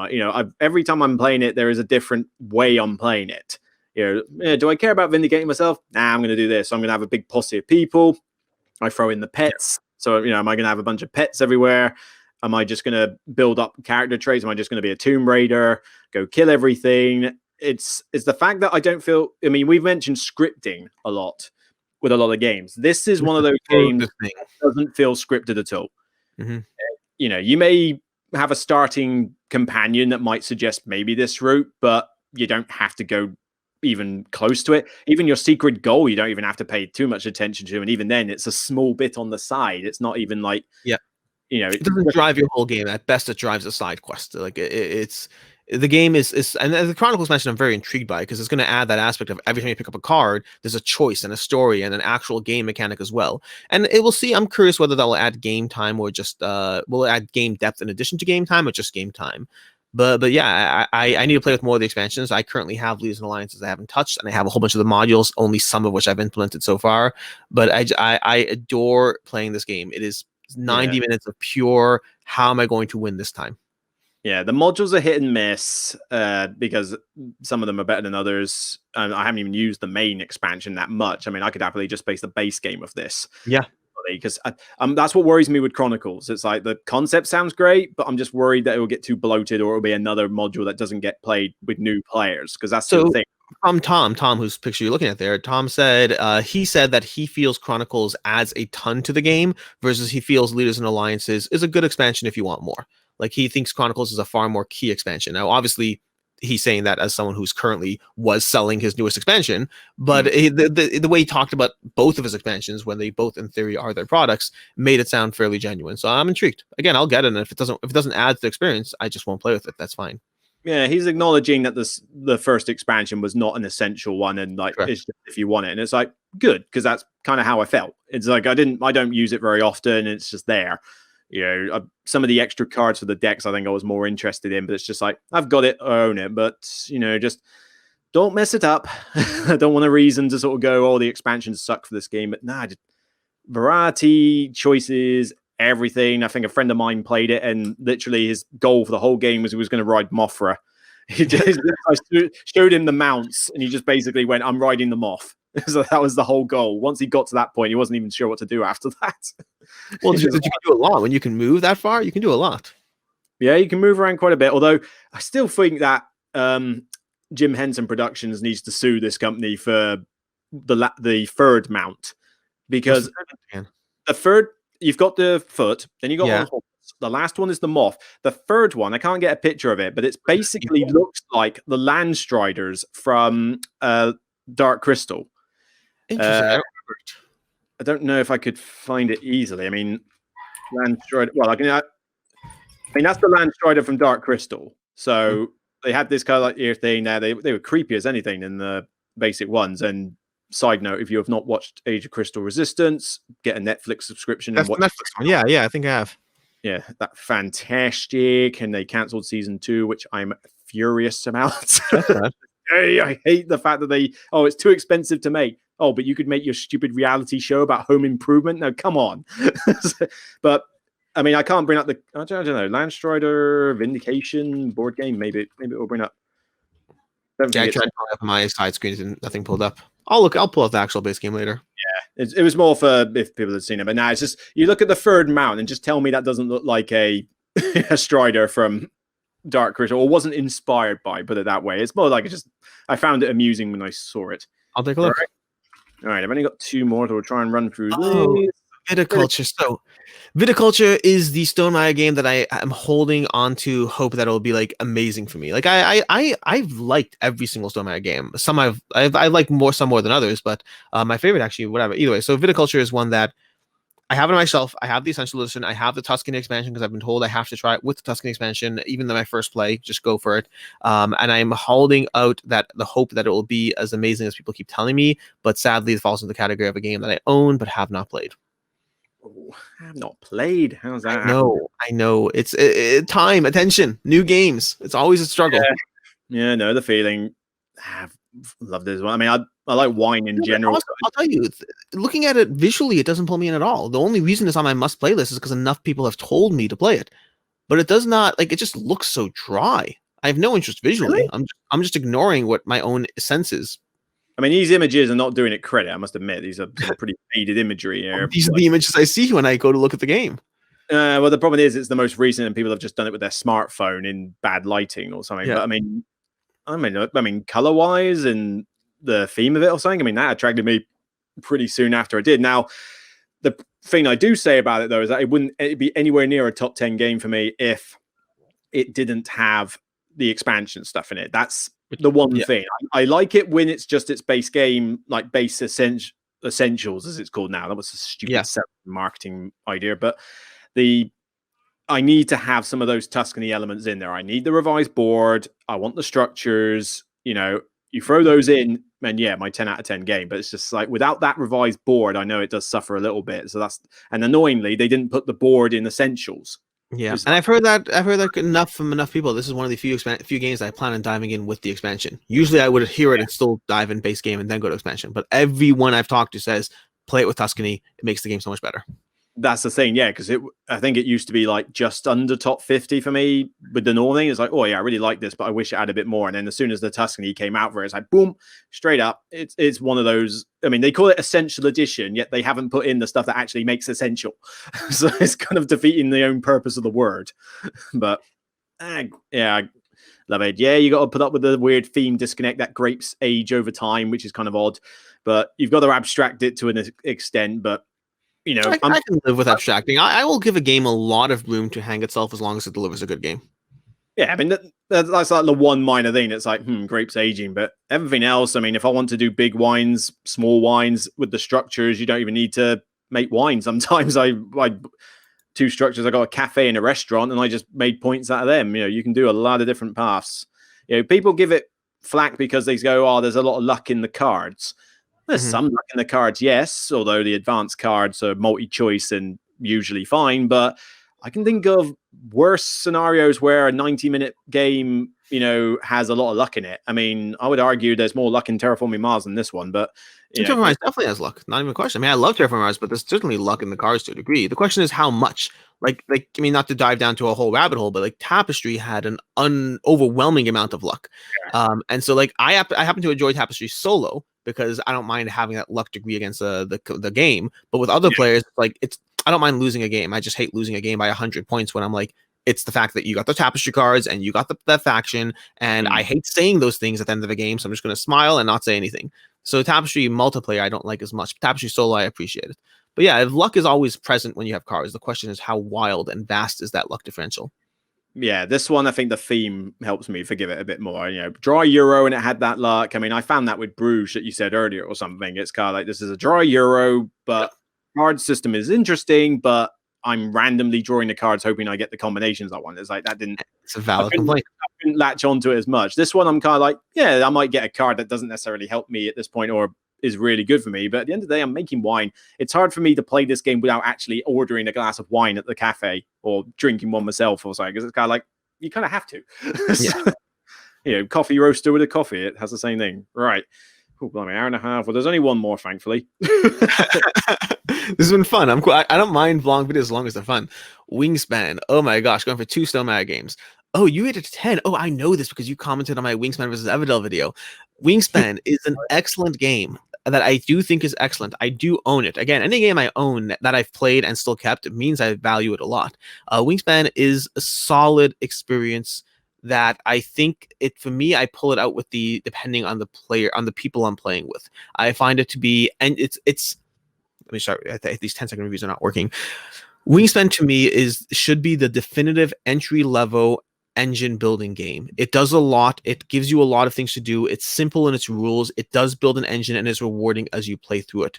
What I don't like about Wingspan as much as other engine building games is the fact that ultimately it feels like you're just choosing which track to play on, meaning you play the game and you're like, am I playing this track, or that track? And then you accelerate along that. So I like it. I like the experience. I do not love it to the degree that the board game community, including yourself, I guess, like it. But I think it's a solid game that I definitely have in my collection along with expansions. Yeah, I mean, the complaints for it are valid to an extent. They say, like, there's a bit of luck in the cards. Yes, but it's a 60-minute game. I mean, seriously, how much luck? When do you get to a point where your games cannot have any luck whatsoever, unless it's an abstract game like chess? There's going to be an element of it. And even then, I kind of house rule this game a little bit because people say, like, oh, the cards I draw at the start are going to be a bit there. And it's like, well, house rule a mulligan then. Yeah. And I have no problem with that kind of house ruling. I can discard and redraw as many cards out of my hand as I like if I'm not happy with them. Great, problem solved. I mean, this is one of those elegant ones again. I gave it props for an innovative theme because birds, okay, that's new. So we haven't had that. It's a pleasant theme. I know very little about birds, but I like birds. This is the game that I am so wanting to teach my dad this, but every time I feel like I want to bring this home to the family, I leave it because I'm not convinced my dad will get it. I have to take very simple gateway games home to the family. And this is a little more than that. This is not as like, I mean, this is like gateway gamer. Like it's not pure gateway. There's depth here. There's strategy.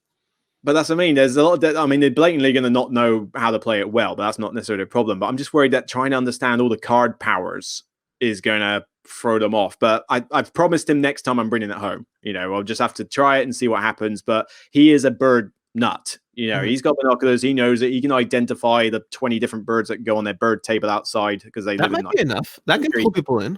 And that's the thing. I want to throw this game in front of him just to see how he likes all the birds. So I'm definitely got to do it next time. But yeah, super elegant, looks gorgeous.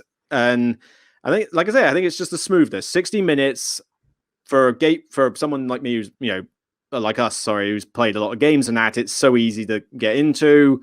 Yeah, some friends of mine have really latched onto it, so they've played it actually more than I have, I think, in recent months because they can play it with their family and parents during lockdown, whereas I haven't had that chance. But it's getting to the point where now, because usually I win a lot of games against some of them because I've played games for a lot longer, but things like Lords of Waterdeep and Wingspan and one or two others, they've played so much as a family group that now it's like, oh, dang, actually, I got to pay attention here. And this is another one that has a solid solo mode as well. Like it really is, to me, Wingspan survives in my collection because it is both good and accessible, and strategically rewarding enough that it's not like I don't keep games just because they're accessible. I'm not going to want to play them. I keep games that give me the depth I want while being able to have a variety of elements in the way I can play it. I haven't played the expansion. I own one of the expansions. I want to get them both. I'm curious what they add to the experience, whether they improve it. But yeah. I have not tried Oceania enough to know whether that's a good thing or not. I've heard mixed things on that one, but I do like throwing European in because it's mainly just more birds. Yeah. So, I mean, Europeans are a given. But yeah, I can choose which, different birds. You've got the tracks like, am I going to focus on this? But I don't, you either focus on one or you go for a bit of everything. But then a lot of my strategy is usually down to those end of round goals. It's like, I know later on that there's going to be a thing for this. And it's like, okay, well, maybe I should build up to that then, or am I going to write these off? It's simple enough choices. It's not meant to be like as much depth as, say, like a Vital Lacerda one or anything like that. It's just meant to be that smooth, elegant thing that is appealing to a lot of people because the cover is nice and simplistic, but it still looks beautiful. No, the game is absolutely amazing. The visual production of this, I mean, everything is, and I have like a broken token insert or whatever it is. I have some sort of insert for it. Like I like the game a lot. I have the European expansion, the Oceania I haven't tried yet, but it's and the pieces, the tokens, those eggs, the little chiclets, they're everything's solid. Now, but Tom, they're one of the best out there. Even the app's pretty good as well. I haven't played that. Well, I don't know if it's an app or it's just a Steam game. It might just be Steam, but the digital one, because I think I did do a playthrough on the channel at one point, but I found that pretty good. It's got the ambient music. It's got the same aesthetics. You can hear the birds cheeping and that. The interface is pretty straightforward, but I like how, you can turn it off if you like, but when you click on certain birds and that, you've got a voice actress who tells you the trivia on the birds. Oh, nice. You kind of learn a bit about it while you play solo, and it's like, oh, that's a nice little touch. No, I like it when a good game gives you stuff to learn as well. I'm not interested in a game that's just going to teach you but be a bad game, but good games that can teach you things, I'm always down for. And like Wingspan has tons of information on the cards. It's and I like the collection and the goals, and it really is a solid game. I just happen to not like it as much as the general. Like for me, that big video was Everdell versus Wingspan, and from those I prefer Everdell, but it's a solid experience. Definitely. Ooh, blimey. This has been a blast. That was a lot. Yes, thank God we're not going through backups. I think because we give comments about the game regardless, it doesn't matter if you've not played it or not because we still get some discussion out of it. Yeah, most games, that's the thing. It's gonna be a handful. Like Detective, I think was like the one game where I just don't know enough about to really have a conversation. But a game like Twilight Imperium, I know enough. Like if I own a game, then even if I haven't played it, there's usually a reason I own it. There's usually a conversation. What brought me to get it to the table? So yeah, I can have a conversation about a lot of things, even if I haven't played it. Although, granted, not everything. Yeah, and so certainly take the title with a bit of grain of salt. I think the 10-second reviews. I think the thumbnail for this is going to be like 10-second reviews and then some stamp saying "not really" or maybe like scribbled or something, because it's like the 10-second bit is purely just to say like I'm not going to interrupt you while you give a sentence or two, hopefully sentence or two. There was a few, there were a few run-ons. Well, I mean, it's almost a bit of a challenge. It's like, can you sum this up in about 10 seconds? No. Fair enough. Let's still keep talking. Go for it. Not like we're keeping score, but it's certainly, it's more of a case of, right, here's my summary in 10 seconds. Now let's discuss. It's like, people can tune out at whatever point they like, but it's on there. But the interesting thing is, you only mentioned 2 crossovers? Actually, there were 3. I looked at a list. The third one was Marvel Champions. I missed it. I was looking at my list at the end. There was the 2 I mentioned. I don't remember what they were. And then Marvel Champions was the third one. Looking through the rest of my list, which I won't be going through the full thing because I brought more just in case. I had around 50 games picked out. And from them, only 3 of them were discussed. Was Caverna one of them, I think? Caverna was not. It was Marvel Champions. It was Root. Oh, yeah. And it was one other. I don't know what it was. It doesn't sound like it was in the later part. No, it's shortly after Root. What were the few games after Root? Rune Stones? No, next. Sentinels, Scythe? Scythe. I think it was Scythe. Yeah. So those 3, but none of the others were out of a lot of major titles as well. So I'm curious about these 30. Yeah. So I specifically tried with With a few exceptions, I tried avoiding ones that I've seen your reviews on. There are a few that I decided to include because I want to talk with them, but most of them I went with games that are going to be fairly well known to some degree. I expect there'll be some that we have to skip on or pass on, but I am curious to see how it'll go. And now that I know this list, I can filter it down to the ones I really want to talk about, as opposed to the full list of 50. Yeah, because you've done plenty enough reviews on yourself in that, but I think, like, certainly from the more recent stuff you've done, I don't think any of those were on the list as such. I think just coincidence, because I think most of the stuff I've picked have been released for quite some time. Yeah, that's what I tried. I tried like you. I went through primarily the first top 300 and then spread out as I needed to. Over that, but curious what they're going to be, or whether I'm going to get lynched for any of those ones. But it should be. I mean, I'm already going to get lynched for a few because I'm obviously as soon as I'm typing it in and sticking it on Board Game Geek, everyone's looking at the rating and going, "Excuse me." I think you made up better than I did in this one. I did not play Caverna. Well, I didn't play. I didn't say I like it. I didn't love Scythe. I don't remember actually. Were there any others that were related that I didn't love? I don't remember. You weren't. Let's see. You said that Agricola you weren't a fan of. Yeah, but I was similar on that one. Gloomhaven you already liked. I'm the one who's going to get shtick for Lorenzo. There's no doubt about that one. Parts you haven't played Robinson Crusoe. I can't remember that there was one that you, apart from Scythe, I can't remember. Seventh Continent, both of us weren't as great on. This War of Mine, I don't think you'll get much flack for that one. Yeah. Twilight Imperium, both of us would get stuff. Trajan, same thing. But I think most of the high-rated ones I hadn't played yet. I may have opinions, but I haven't played them.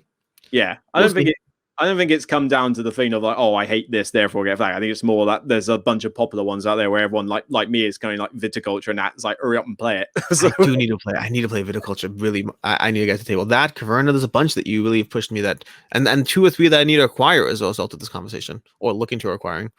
But then, a bit interesting. I mean, I picked a mix of stuff I didn't like and stuff I did. Is yours similar? Yes, there's a mix. Yeah, so maybe there'll be some more on that list where I'll be able to sort of go. It's like, right, there's some that Alex hates. Get him. Yes. Bet not on me. But yeah, nice one. Well, say an hour and 45 minutes. So I hope there's people that are still tuning in for an hour and 45 minutes. Some people watch long playthroughs. This is no different. But cheers, Alex. We've got, obviously we got another one of these videos to do. We'll probably do that next week. Yeah. I'll try and get this one out quite quick. In fact, if I'm very quick, I might even be able to get it out tonight because I need to get something out. But so 30 games on this one with some extra bits thrown in, another 30 games the next time, except this will be on BoardGameCo's channel. So we're effectively taking it in turns, a bit on each. So naturally, it will probably be a bit better on his, or more people will see it. But I look forward to seeing what these other 30 games are. And do not spoil any. I'm looking forward to trying to think on the fly on those ones. No, I'm looking forward. I can't wait. Luke, this is an absolute blast. I look forward to both seeing the video as well as checking, as well as having the subsequent conversation where I go through your opinions and figure those out. Yep, put me in the hot seat for next time. So take care, everyone. We'll see you next time. Have a good one.